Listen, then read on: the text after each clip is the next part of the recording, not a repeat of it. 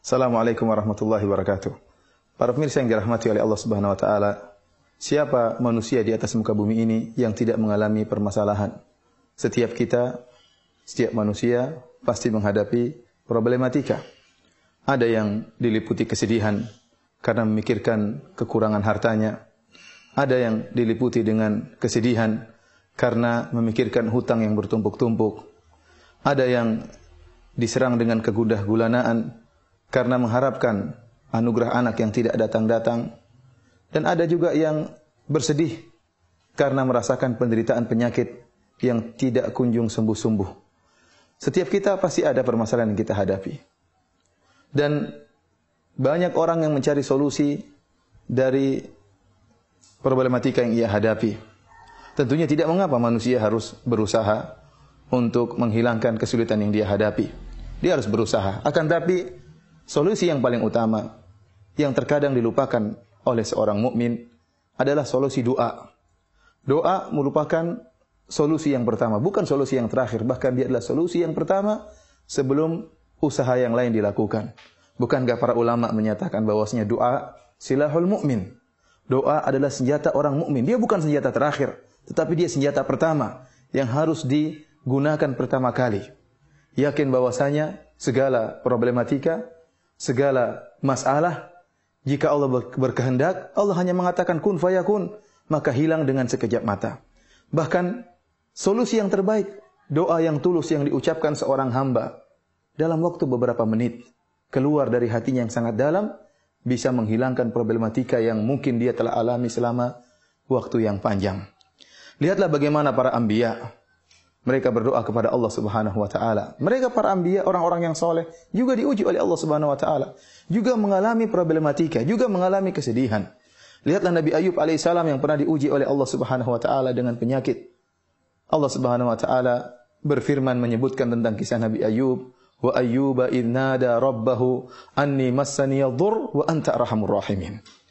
Dan ingatlah bagaimana Nabi Ayub alaihissalam tatkala dia berkata kepada Rabbnya, anni massani yadhur, ya Allah aku ditimpa dengan penderitaan, ditimpa dengan penyakit. Wa anta arhamur rahimin, dan engkau adalah zat yang paling maha pengasih lagi maha penyayang. Suatu kalimat yang keluar dari Nabi Ayub alaihissalam dengan doa yang tulus dari hati yang dalam, Allah hilangkan penyakit yang dia alami bertahun-tahun. Fastajibna lahu fakashafna ma bihi min dhur. Kata Allah Subhanahu wa taala, kami kabulkan permintaannya dan kami hilangkan penyakit yang dialaminya. Lihat, satu doa namun keluar dari hati yang tulus bisa menghilangkan permasalahan yang lama yang dihadapi oleh seorang muslim. Demikian juga Allah sebutkan tentang Nabi Yunus alaihissalam. Ya, wa dhannuni idh dhahaba mughadiban fa dhanna an lan naqdir alayhi fanada fi adh-dhulumati alla ilaha illa anta subhanaka inni kuntu minadh dhalimin. Nabi Yunus alaihissalam tatkala ditelan oleh ikan paus, kemudian dia tenggelam dalam 3 kegelapan. Kata Allah Subhanahu wa taala, fanada fi dhulumat. Beliau menyeru dalam kegelapan-kegelapan. Beliau berada dalam kegelapan perut ikan paus, berada dalam kegelapan malam, dan berada dalam kegelapan lautan.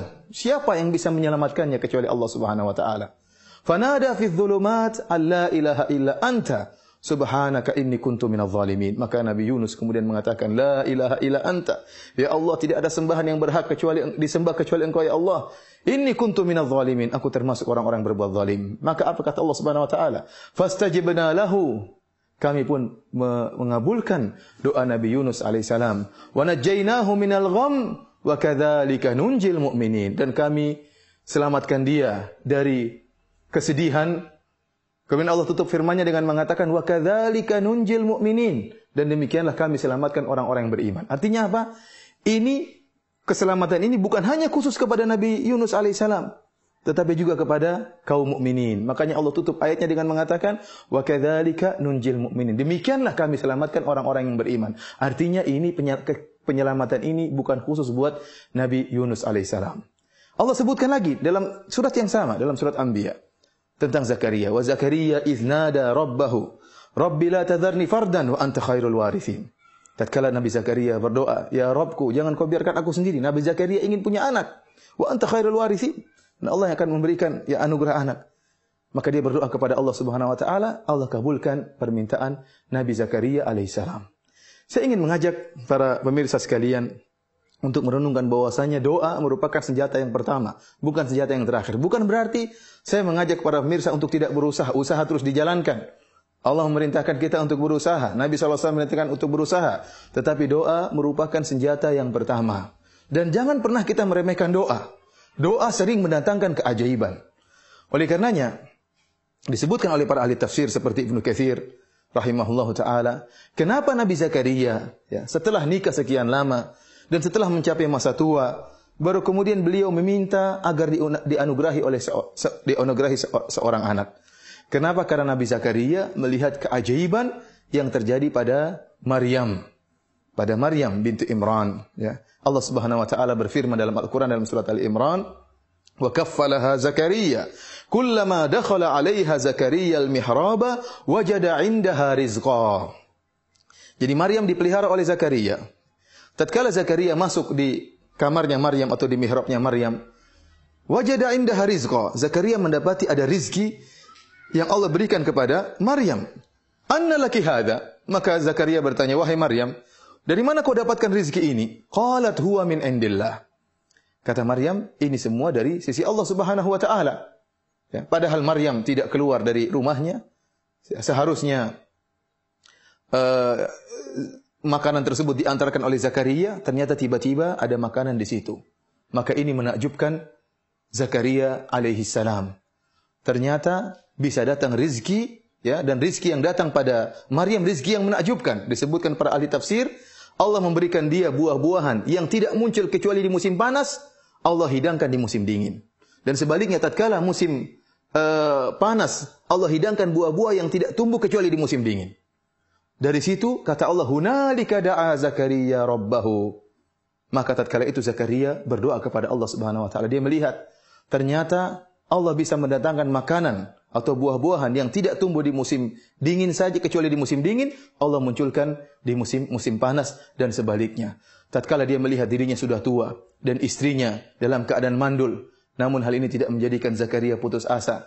Maka dia pun berdoa kepada Allah Subhanahu wa taala setelah melihat keajaiban tersebut. Sebagaimana Allah sebutkan doa Zakaria dalam surat Maryam, kata Allah Subhanahu wa taala, "Dzikru rahmati rabbika 'abdahu Zakaria idz nada rabbahu nidaan khafiyya. Qala rabbi inni wahana al-'azmu minni wasya'ala ar-ra'su syaiba wa lam akum bi du'aika rabbi syaqiyya." Yang artinya kami menyebutkan tentang rahmat kami terhadap hamba kami Zakaria. Tatkala dia menyeru Rabbnya dengan suara yang lirih, "Ya Allah, inni wahana al-'azmu minni wasya'ala ar-ra'su syaiba." Ya Allah, aku sudah sangat tua.